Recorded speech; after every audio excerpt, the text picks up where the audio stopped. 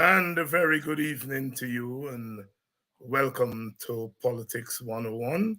Those of you who are joining us from Guyana, good evening.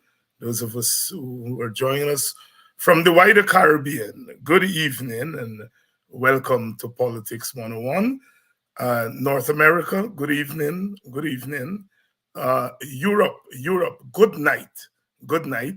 In fact, our guest tonight is joining us from Europe, England, Mr. Norman Brown, social and political activist. Those of you who are active on social media will know that he has a program called The Voice of the Diaspora, and he's a frequent letter writer. Um, uh, he's one of those critics that leaves nothing to the imagination. He's as blunt as they come, and he will be here tonight to help us to sift through the issues that we are contending with. So please share the link and let everyone know that Politics 101 is here tonight, and we are ready to roll. Good evening to you who are joining us from Suriname and French Guyana. Those of you who are joining us from as far as Africa, Asia, good evening. Good evening to the special people of Atlanta, Georgia. Atlanta, Georgia, good evening. Good evening to my brother in South Carolina. Good evening to you. Another day, and another day to contend with the obstacles to our Guyana really becoming what we intended it to be at independence. Have we achieved the independence dream? Have we achieved the independence dream? Many would say no, no. The dream of independence is for a Guyana that is devoid of the vestiges of plantation. And one of the vestiges of plantation, one of the legacies of a plantationhood is poverty. Poverty. Have we overcome poverty? We understand that the poverty rate in Guyana is close to 50%. Have we achieved that goal of eradicating poverty? Eradicating poverty. How about ethnic divisions? Another of the legacies of colonialism. How have we done? Are we more united as a nation today than we were in 1966? We are confronting the issue of race and racism every day in Guyana, every day, every day. So those two issues, poverty and racial division, we now have oil wealth coming in. Some may say don't call it wealth because so much is being taken away than coming into Guyana. But the little that is coming into Guyana is more than we have ever had. We have ever had. Are we using the oil wealth to eradicate poverty and to bring our people closer together? Or is poverty galloping even in the face of oil wealth? Are our people further apart today than they were before we struck oil? Those are fundamental questions that we must answer. Well, since last week, Monday, nomination day for local government elections. A lot has been happening. The PNC has found lots of skullduggery by the PPP. The PPP is busted. It's busted. And we are waiting on GCOM and the police, because reports have been made both to GCOM and the police. Remember, Nandalal made his law to punish those people who engage in electoral malpractice. Well, on the PPP list are people who did not give their consent. One person is dead. What are the police and GCOM doing about that? The list. Aubrey Norton said yesterday that given what he and the PNC are seeing, they're wondering whether to go ahead with this election. Remember, we have a list that is so bloated. Over 200,000 extra names on the list. You know, the PPP said, oh, times have changed. There's no longer a built-in Indian majority. So we have to reach across the aisle to get crossover votes. And yes, the PPP is reaching across the aisle to get crossover votes. What aisle? They're reaching across to the 200,000 extra names on the voters list. And they're getting their crossover votes from there. That's where they got their crossover votes from in 2020, from the bloated list. Well, you all know that I'm a music person, Caribbean music buff, especially political music, calypso, reggae. And I went into my archives and I found something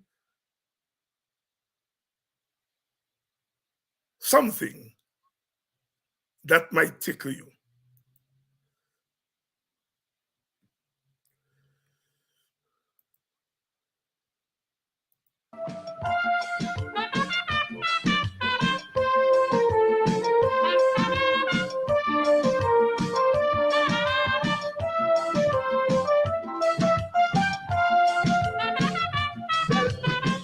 Babu never see so much of confusion in the country. As coming down to the election, the people of Guyana in high tension. The government put out a voters list. Me, Babu Ramsap, say it's stupidness. They searching the list, but all was in vain. Me can't find me and me family name. You know, me can't find me Fauji, me Fauja. Me can't find me Aji and me Aja. Me can't find me Ma, me can't find me Pa. Me can't even find me Babu Ramsap. For when me run back the other day, me searching the list without no delay. But the Babu Ramsap, me not ashamed. He said the same thing happen again and again. No name on the list. No name on the list. No name on the list. Babu Ramsap name not up on the list. But still me see some people looted and gone. Their name appear on the list for the election.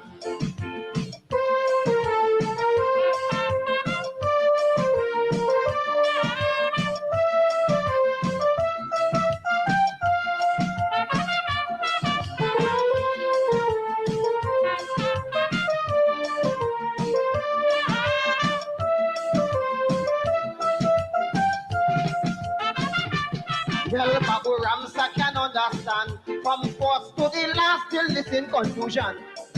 That is why the opposition reject the first declaration. Follow the president, tell the nation it was a transparent election. Now everything like it on a wire.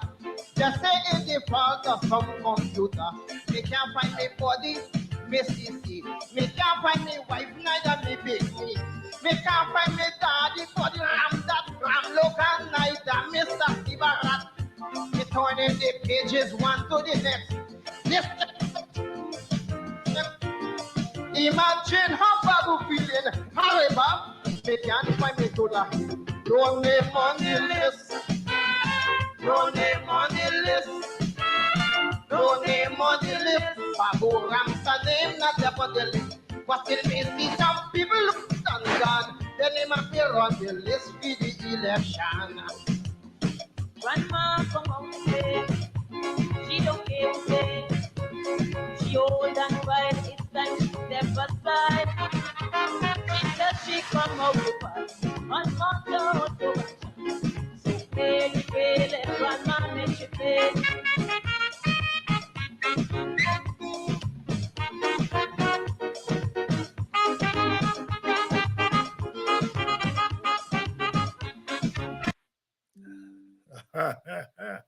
No name on the list. You know, that's the mighty rebel, the late mighty rebel. This listing was going on for a long time. That was around the 1992 election. At that time, the PPP was complaining that they can't find their supporters' name on the list. 30 odd years later, the PPP got more than their supporters' name on the list. No name on the list. The list has been a problem for a long, long time. And we haven't solved the problem of the voters list yet.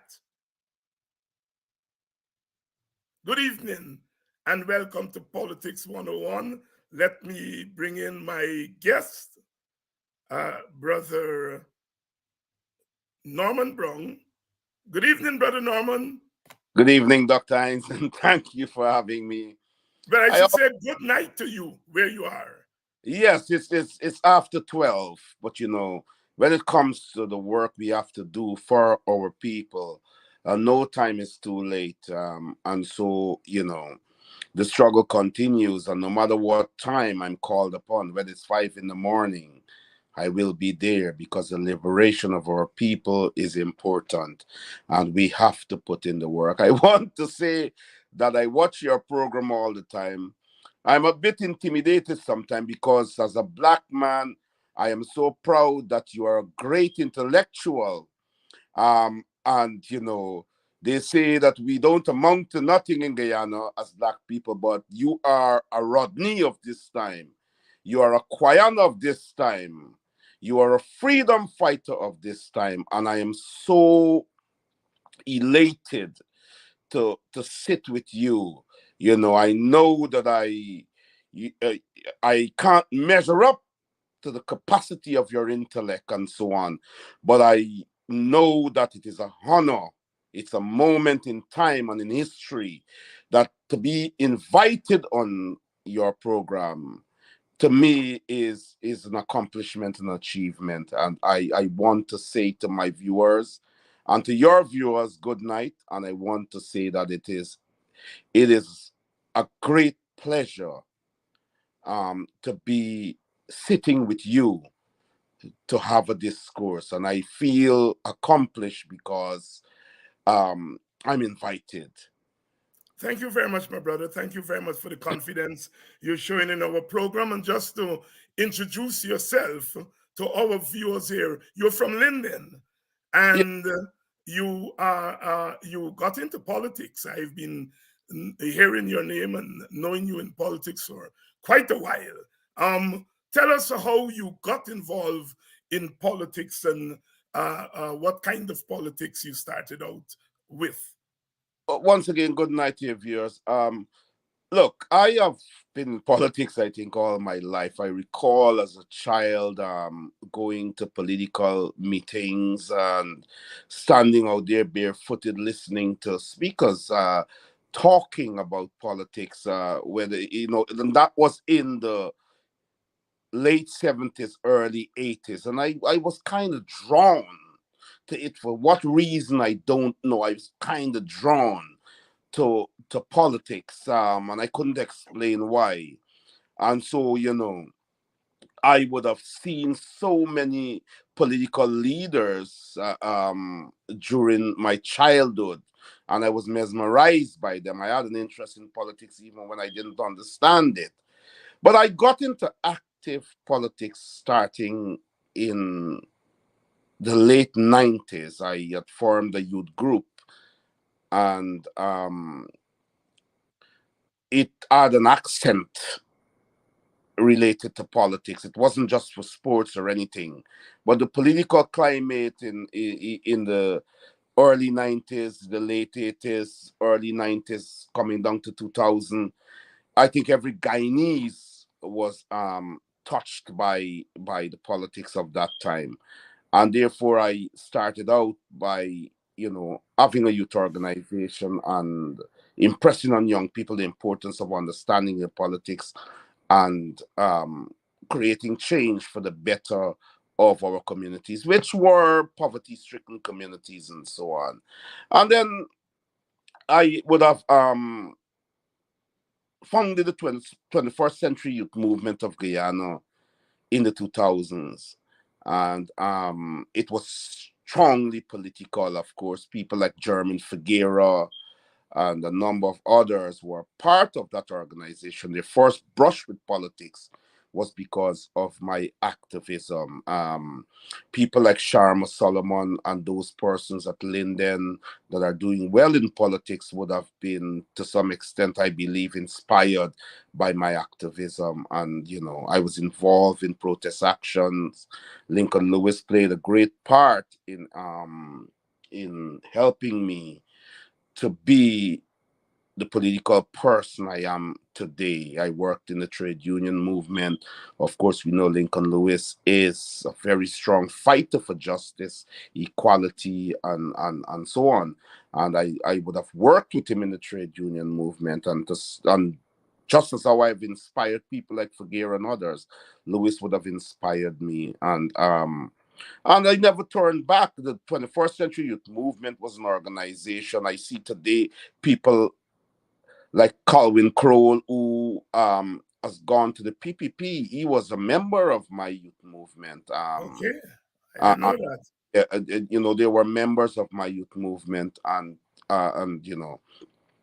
so my politics kind of, you know, blew out in the sense it exploded uh, um, in the late 90s, early 2000s, and protest actions confronting the PPP regime, and all of that, being arrested and placed before the courts at Linden, being tear gassed at Linden, along with Philip Bino and others in the struggle. And so I've been around quite a long time, Dr. Hines, fighting the hegemonic PPP. Of course, my politics could not have, I wasn't active in politics during the time of the PNC, but um, when the PPP came on Barra Jack Dio, Janet Jagan in the Janet Jagan Sarmines era, I became active in politics, and more when Jack Dio came into power. I would have been full blown into politics at that time, political activism, to say correctly, political activism, and the injustices, the struggles that we face at Linden. Linden is always a place that has been marginalized by the PPP, and I would have led. I would have had a vigilant fast to highlight the problems that we had at Linden, what that we faced at Linden. I fasted for 5 days, 4 nights without any food, solid food, but I had fruit juices and water. And that was inspired by WPA's Karen D'Souza, Retreat Karen D'Souza, who would have had a vigil and fast in Georgetown outside of Parliament some years before. And I recall sitting with Andai. I remember sitting on the bench next to Andai, and we were reading the newspaper, and Laurie Alexander would have written about Karen's vigil and fast, and Karen would have asked Andai in my presence, when Laurie Alexander referred to me as a Socratic godfly, what did he mean? And Andai turned to her, because of course Andai was a great intellectual, and she turned to her and said it was meant to be a compliment, and so on. And I was there with Karen. I spent one day with Andai and Karen there, at that vigil and fast, and it inspired me. And I decided that at Linden, we were having problems, no clean water coming through the taps, a number of issues, broken roads and streets and so on, and so on. And I decided, and then there was the AIDS situation at Linden that the government turned a blind eye to. And so there were so many social problems. And I that felt that, influence your activism. Yeah, yes, Norman, let's turn to the present. And the local government election is set for June 12th. The big issue was whether to participate in the election or not to participate in the election. The PNC decided to participate as a means of keeping the PPP from dominating their strongholds. The WP and the AFC have decided not to participate, and so, in a sense, you have two responses from the opposition to the election. Comment, if you will, on that dilemma that the opposition has found itself in. I want to say, Dr. Hines, that the opposition was placed in a position that, to me, it had a choice to decide in a definitive way. I believe the leader of the opposition did not decide in a definitive way.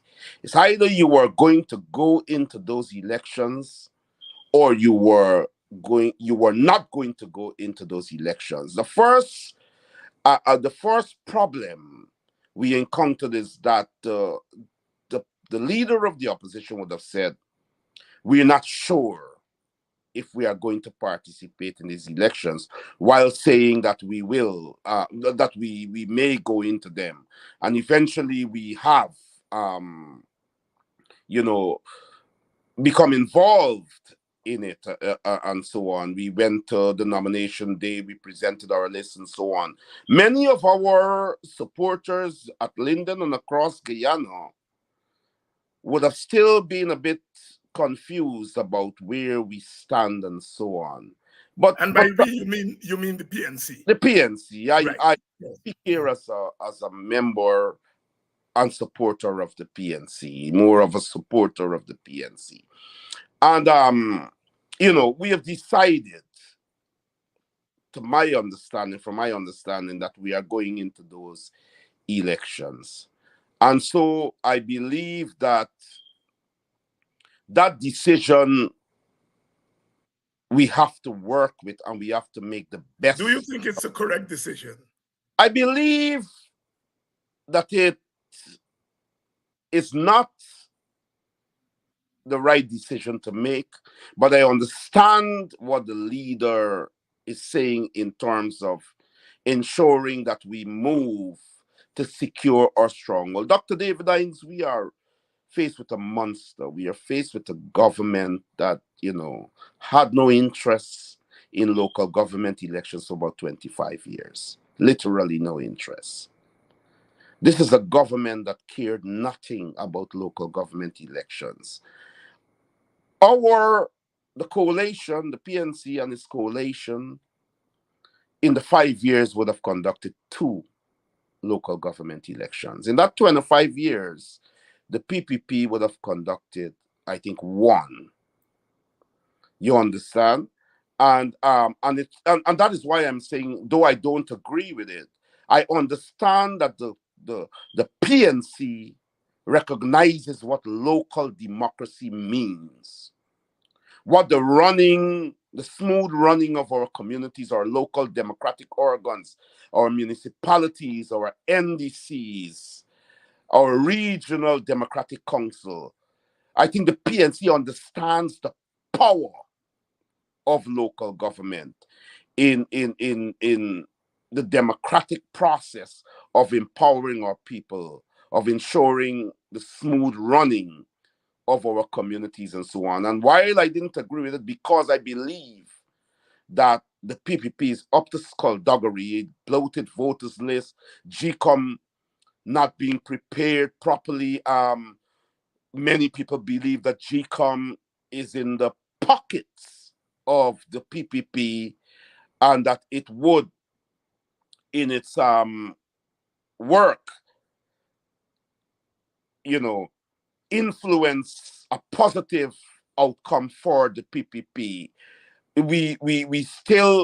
I still have to say that the decision by Aubrey Norton is concomitant with the PNC's policy and the PNC's ideology in relation to having local government elections. And we have seen that. And so, though I didn't agree with it, I will work with it and I will support it. So we saw on nomination day some known PNC members and supporters appearing on the streets in their red jerseys as candidates on the PPP list, notably in Georgetown, Patricia Chase Green and another city councillor. But there were others.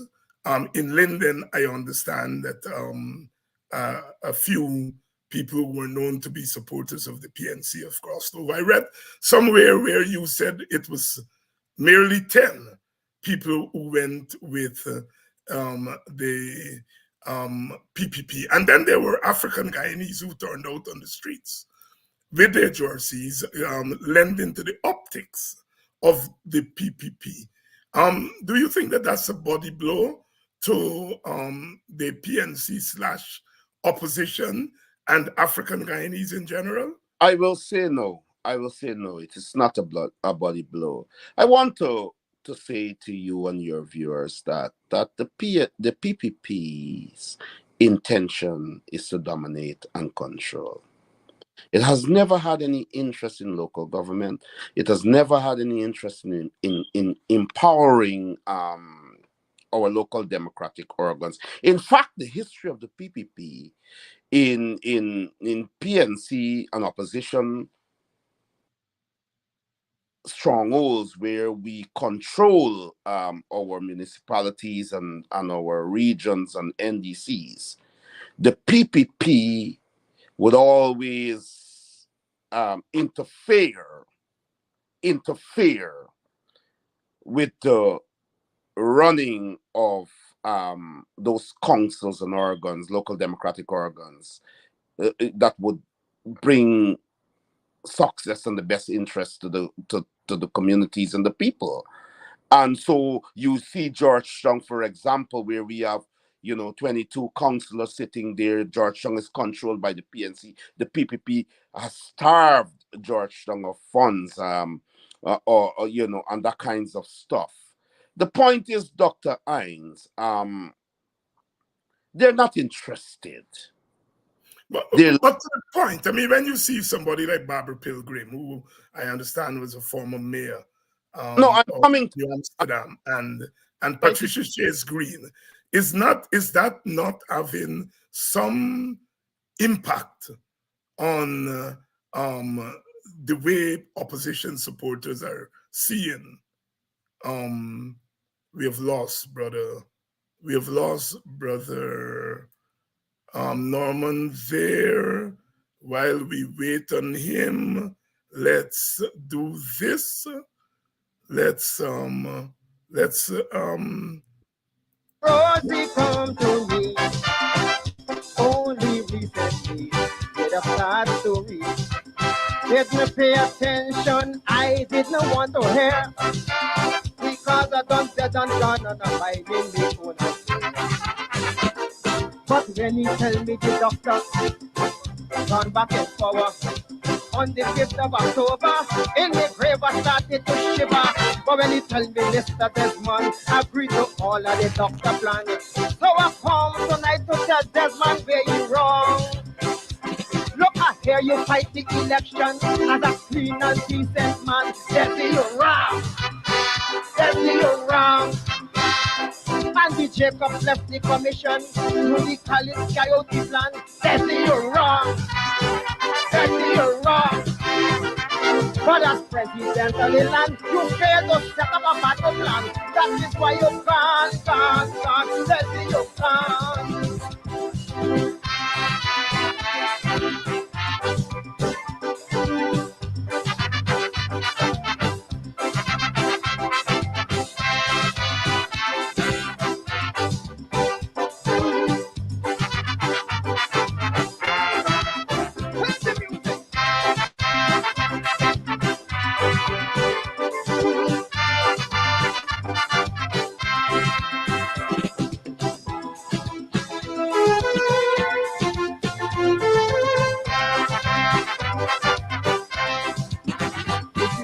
Want to be a veteran in politics, you gotta be smart and have plenty tricks.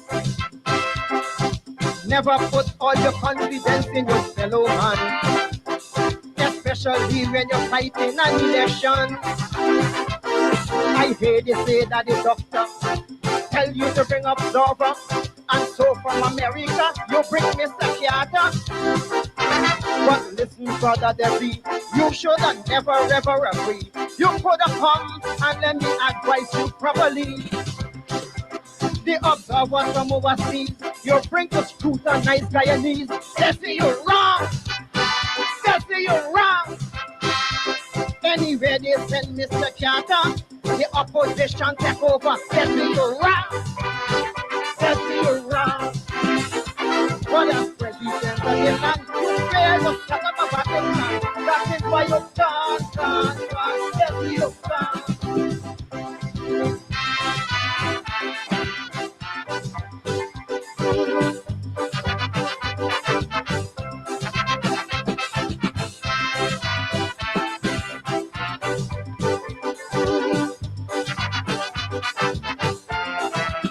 There we go.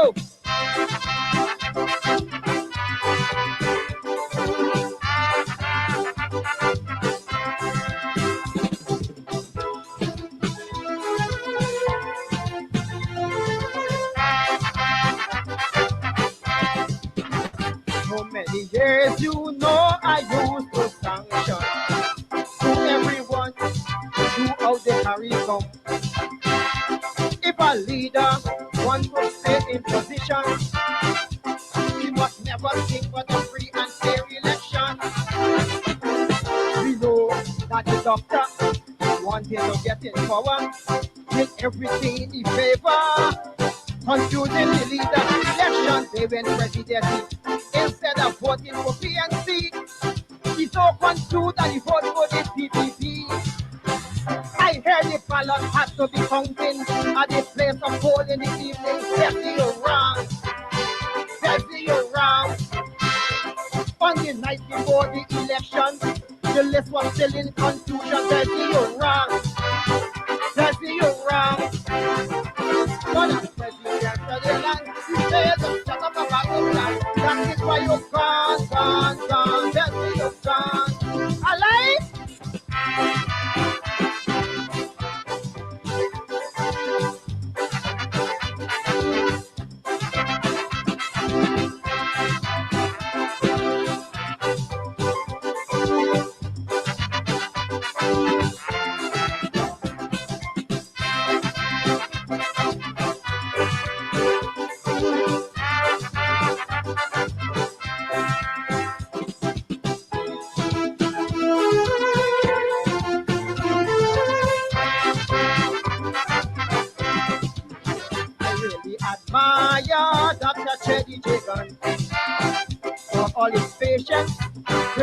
determination.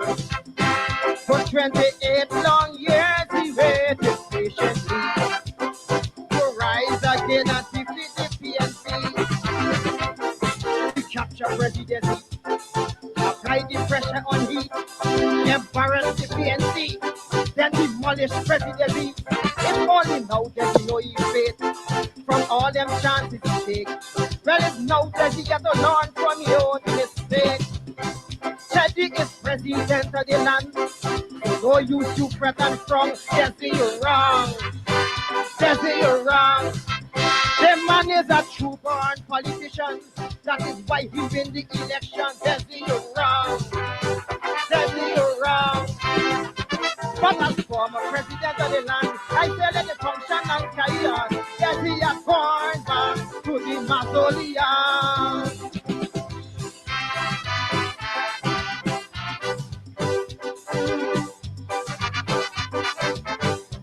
You're wrong.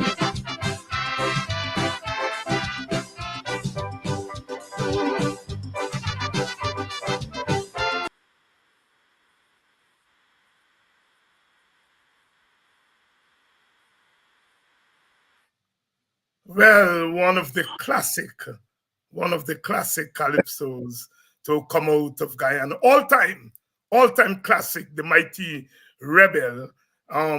Many people still believe that Desmond Hoyt is Hamilton Green will tell you that I tell Desi not to agree for Mr. Carter.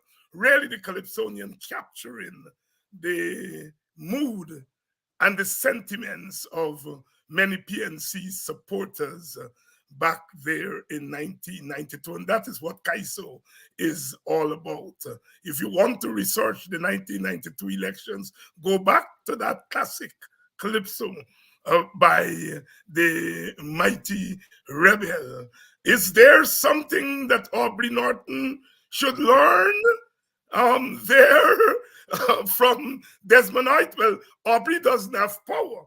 The other side got power. Here's about the PNC wanting to capture power from the PPP. Desi, you're wrong, by the late, great, Mighty Rebel. And I see comments there. Some people remember it, 1993.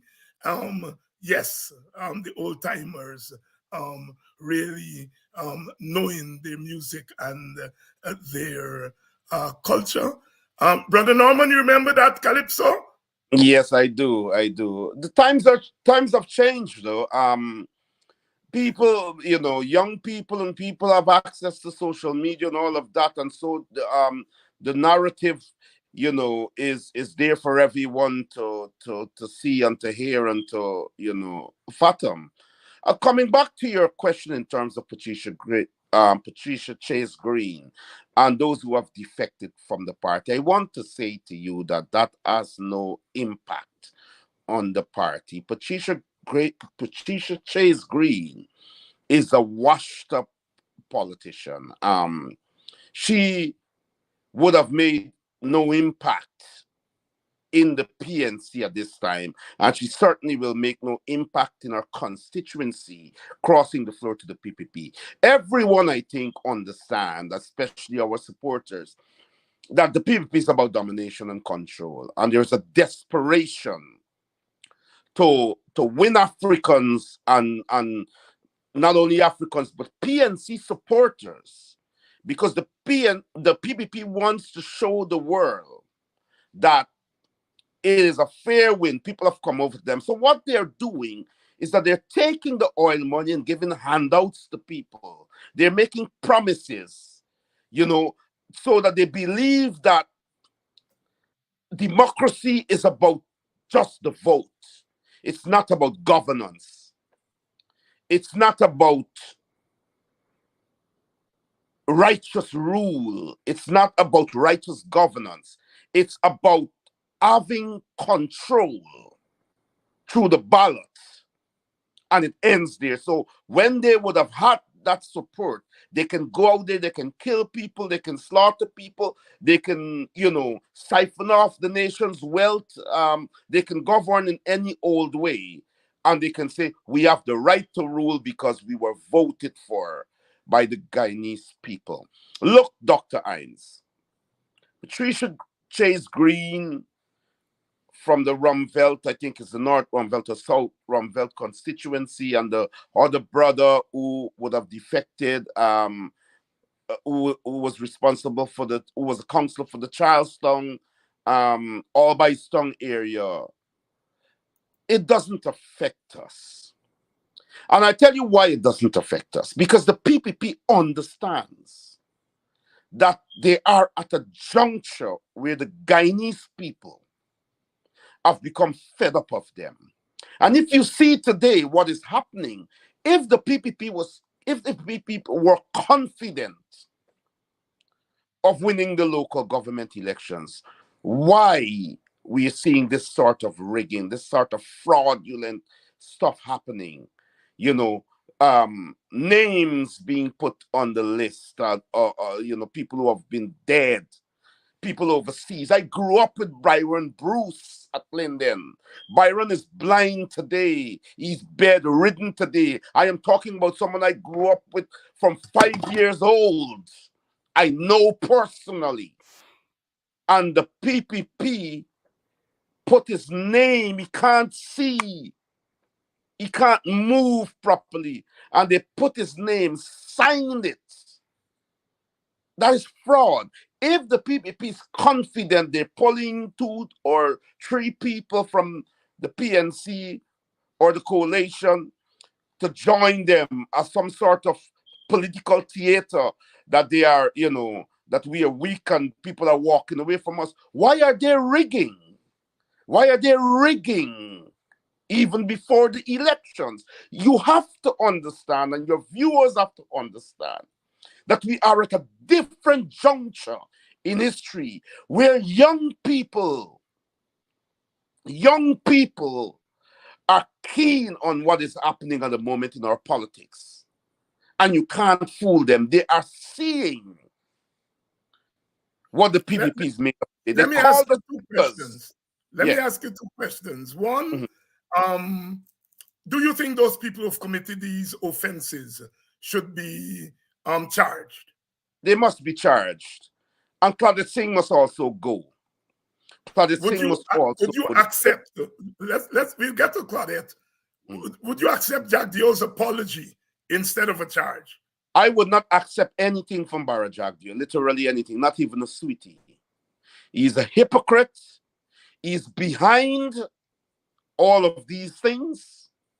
And because the PPP has been exposed, you understand, it's a hypocritical posturing to say sorry. And they said sorry about one of the irregularity. More irregularities started popping up. The point I'm making to you is that the time of the PPP is at nigh. Their leadership, their rulership, everything is weighed in the balance today. They will lose the local government elections, even though we weren't definitive in going to it, because the people understand. Here is a situation where the PPP at Linden, the stronghold, they're saying that we will take Linden, we will win Linden. But they're intimidating CDC workers. They're intimidating persons who have to depend on the state for their wages and salary, to say to them, you have to go out there and wear our colors and show us if you are.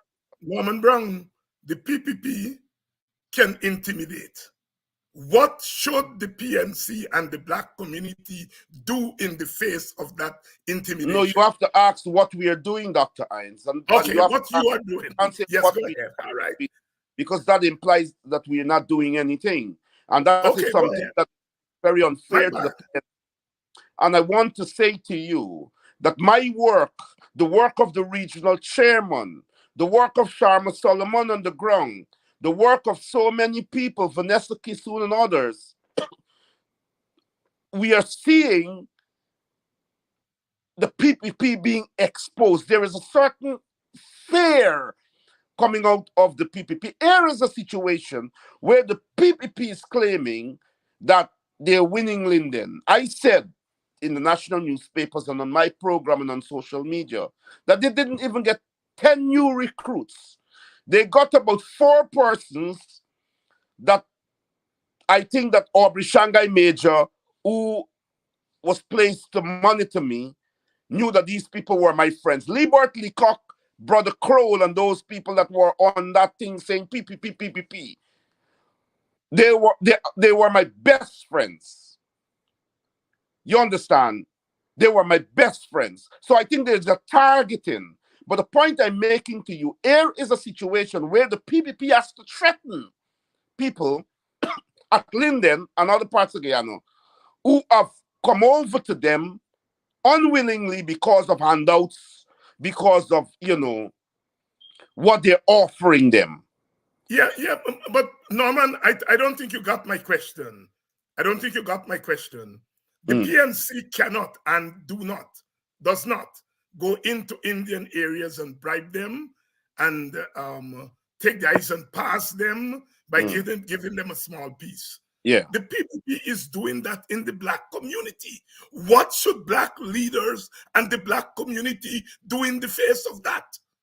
But we have to educate our people. We have to speak to our people. We have to say. Do we have time to educate people? They're doing it right now. No, I hear you with education long term. But what should we be doing now? Education doesn't have to be long term. Informing.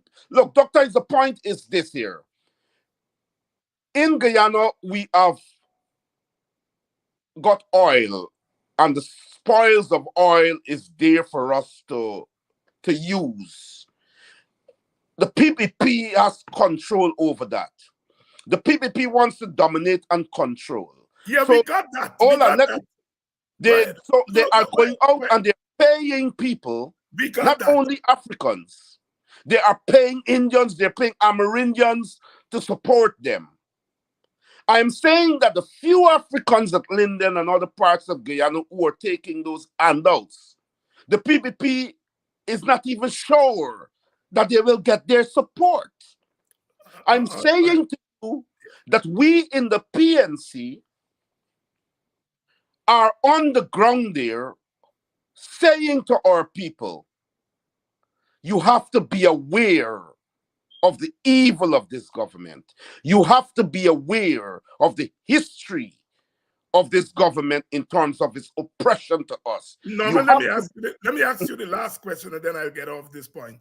Do you think you or I can go into an Indian area and try to bribe Indian people? Do you think the Indian community, the Indian pandits, the Mulvies, the PPP activists will allow you or me to go in and bribe Indian people in Enmore or Enterprise?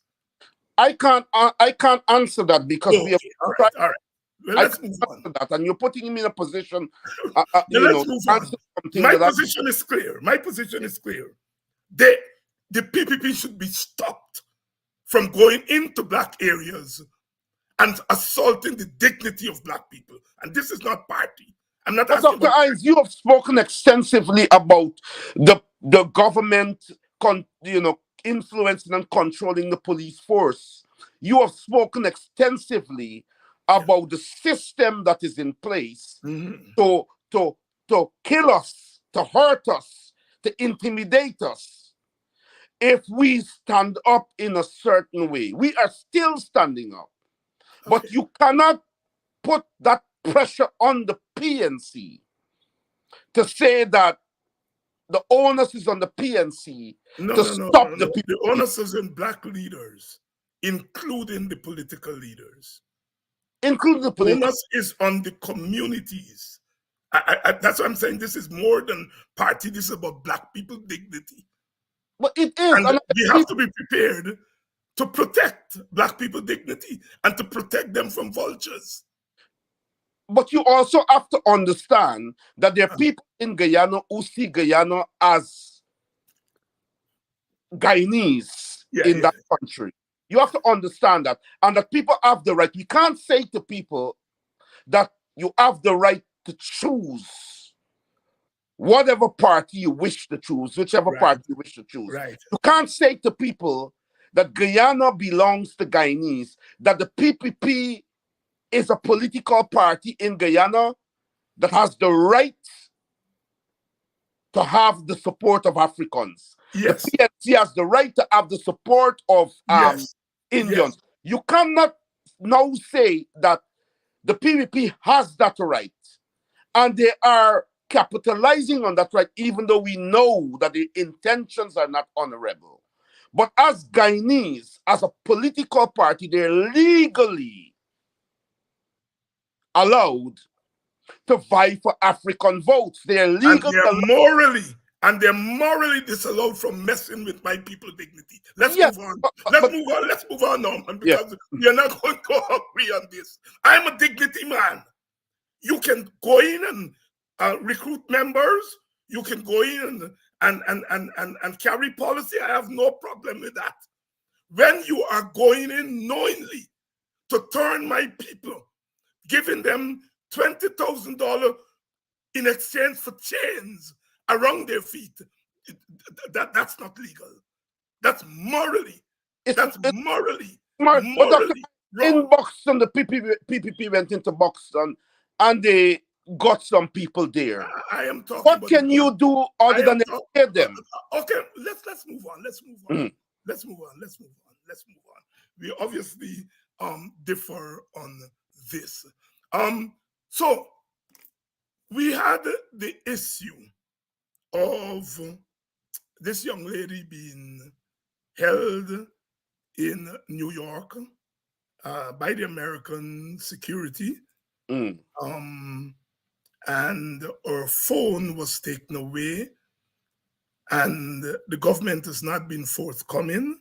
She has not been forthcoming. What do you make of that whole scenario?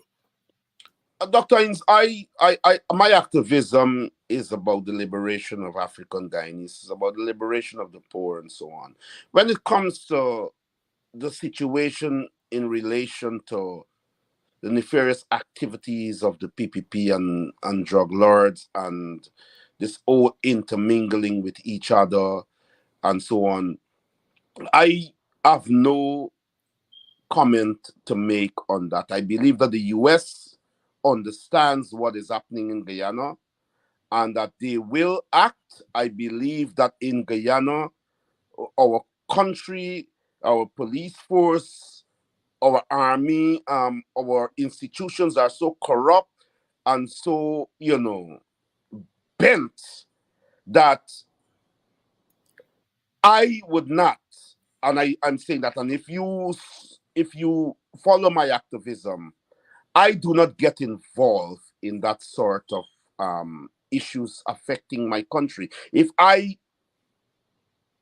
have power, then I know what I have to do to make it right. But outside of that, I am not going to be involved in the Mohammeds, in the Roger Khans, in whatever, because I am telling you today that without power, those people have power equally as the government, and they can destroy you. And so my activism has nothing to do with that unless I have national power to pronounce and to act to ensure that my country and my people live in a safe environment, free from that sort of activity and violence. Do you think the government is covering up something? I believe that the government is involved as they have been involved over the years, in a very corrupt way with people in the drug world, with people in our society that are very, very wealthy and powerful, and that are involved in activities that are unlawful, not only locally but internationally. I believe that once the PPP gets into power, by default, these cartels and so would raise their head, because the PPP allows lawlessness in our society. The PPP allows lawlessness in our society. If the 5 years under the coalition administration, we saw safety and security, we saw peace, we saw the police force acting in a professional manner. You understand? We didn't see people driving by close to the state house and killing people and nothing comes out of it. We didn't see, a policeman exposing things and nothing comes out of it, and so on. And I am very happy that the US is involved and it is watching Guyana. And that is the most I would say. But for me, without political power, I cannot pronounce on that sort of question you've asked me. Without political power, because we're living. Well, I don't know. I didn't. I just asked you to give your view. That's all. I did ask you to pronounce on anything. I myself don't get into underworld politics. I don't know much about it. But my question is always about the government, the politics of it. Like you, I am not into underworld politics, and so I didn't ask you to pronounce on anything. I just asked you, what is your take on the development, and you've stated what you think it is. I'm not asking you to get into areas that you don't want to get into. But you're aware that the government has been involved in underworld politics. You know that Barra Jagdeo, was in bed and protecting criminal cartels and drug dealers, people who have become billionaires in that trade and would have been able to establish their own repressive arm of the government and protected by the state. And so we can't play as if we don't understand the nature of the PPP and what they're involved in. What happened in the 23 years that destroyed African Guyanese and Guyana as a whole, as a society that is supposed to be lawful, has returned, and that creeping tentacles of that lawlessness, is upon us. It is not so obvious as back then, because the US is watching. We have people like Rickford Burke that has connections in the US government and connection with the ordinary man on the street in Guyana, and with activists like us. And so the Americans are aware of it. And when the Americans have investment in our country in the area of oil, they have an interest in how our country is governed. You understand? Talking about the Americans, you obviously heard of the new bill that was laid in Parliament yesterday, that seeks to set up a new national intelligence agency. The head will be appointed by the president, the director of the agency, and will be accountable to the president. A comment on that development and no, that's what you think it means. That's why agencies to look at us, Dr. yourself, myself, Rickford Burke, Mark Benshop, Lincoln Lewis and others. It is not a spy agency that is going to be like the Americans and the British and so on. It is a mechanism to oppress, to constrain us, to hold us indemnity when it comes to what we are doing. It is to protect the government from voices that will expose it and hold it accountable. Guyana is not America or Britain or France or those places that got strong institutions that are, people that have reached a level in life where they know the importance of having institutions that are impenetrable, that know that they have to have organizations that is above the fray of corruption.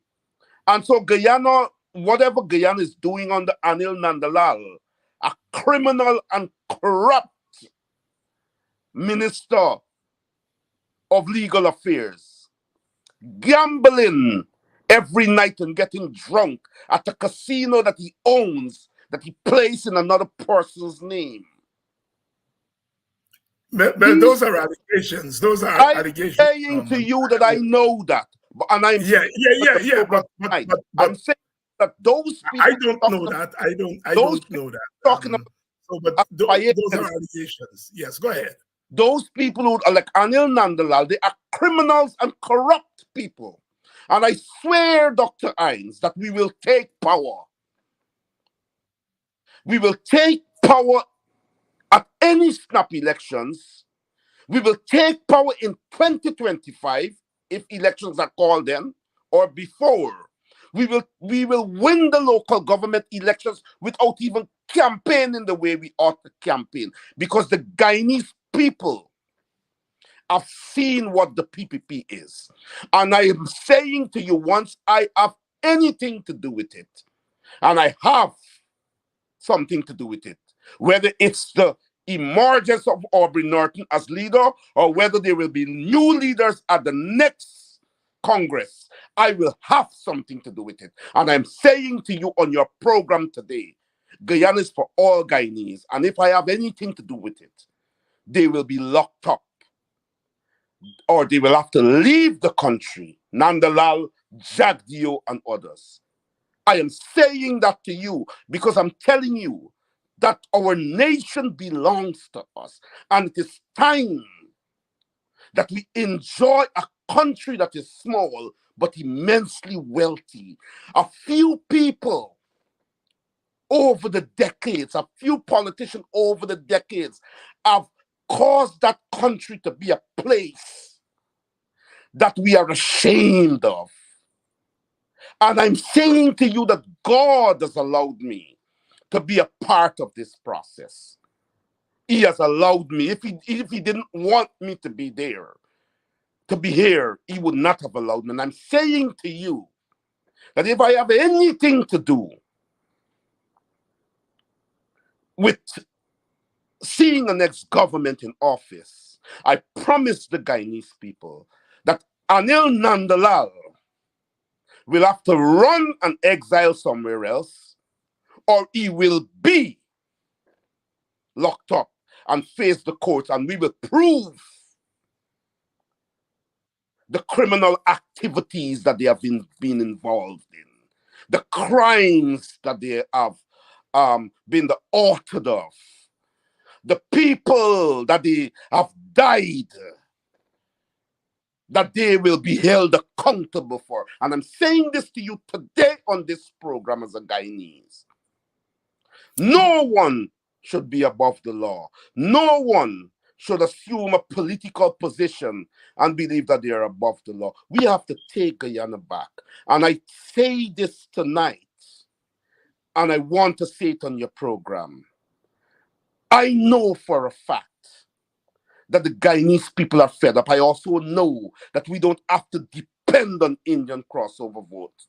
We just have to ensure that we do the things for our people to repose confidence in us. And once they come out in their numbers like 2015, we will triumph.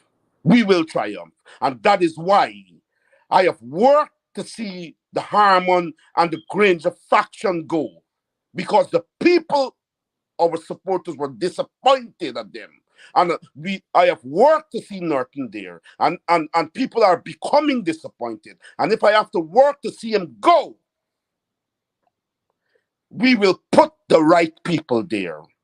And we will take Guyana and we will give it to Guyanese, whether they're Indians, Amerindians, Portuguese, or whatever.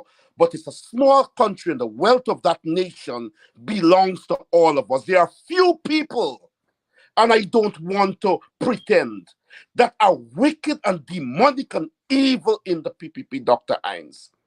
And they have now returned, and they believe that they want ownership and control of the country, throwing a 20,000 dollars to the people out there buying people, you understand, have no intention of liberating that country. And I'm telling you, death doesn't mean anything to me.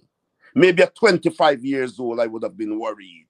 But I have lived, and the only thing I live for is to see the liberation of Guyanese. And no 10 and 15 and 35 politicians, racist and corrupt, holding on to the law as their protection, will stop me and this revolution from holding them and making them an example of what Guyana should never go through again. I swear on my life I mean this. And so when I say to you on your program that I don't care about Anil Nandalal and I don't care about Barajagdio, the Americans caught him, they exposed him, taking bribe. That's no allegation, Dr. Hines. That's no allegation. You're talking about Sue. Sue. It's not, and there is sitting lying, Sue? Sue? Who Sue? I never hear about any Sue. I don't know who is Sue. And when the question is posed to him, he say, oh, Sue. Oh, that's Sue. A man who's living in his place. So let me say this to you. As a Guyanese, Dr. Hines, as a Guyanese, I know my place and my purpose. And I know that the sacrifice that has to be made must be made for the liberation not only of African Guyanese, but of Indian Guyanese and all Guyanese. And I'm saying to you that they have gotten away with that bluff for too long, holding on to the arms of governance and the law and the constitution. And once I have this position and I'm called this, I could be rotten as a mango that is on the floor for 5 days. Once I have this title, I'm protected. It will no longer happen. Brother Norman Brown tonight here saying it the way he sees it. And clearly, he has had enough of the PPP government and is committed to see their backs. And I am sure that many of us share that sentiment. Brother Keith Beresford, I think you're saying you have all Rebels music. I have some. Hit me up because I'm doing a book on political calypso. And I have a chapter, I'm writing a chapter right now on the Mighty Rebel. So there may be some of his music that I don't have. So if you can share from your musical library with me, I'll be most grateful. Inbox me, please. Brother Norman, any closing thoughts as we go out? I just want to say to our people in Guyana and the people at Linden, where I'm from, that I am confident that at these local government elections, you will vote correctly. We are trying at the moment to ensure that no one is allowed into the polling booth with their phones, because the PPP would have said to the people that they have paid, that they don't trust, that you need to take a picture of how you voted. This is a fair coming from a government that understands that people had enough of them. It's a fair, people are hungry, yes, people don't have anything. The oil is there and people are thinking that we need to get our just juice. And so when they offer the carrots, people will take it. But deep in people's souls, they understand what evil and wickedness is. And if the PPP has to reach the point where they have to intimidate people for support, I think they know that their rule is coming to an end. And I'm saying this to you, Dr. Hines, in closing, I'm saying this to you, that we don't even have to get up and go out there and beg people at Linden and in our constituencies across the country to vote for us. I think people understand, people know, people are aware, the people of Maka, the people who recognize what happened to her in Boston in his bed. The Henry boys, I think the Guyanese people recognize that. And I say this one more time. And you have said it, I heard you said it to Ravi Dev and to Kit Nascimento and all these other people. We're not going to beg you for crossover votes. We're not going to surrender our dignity.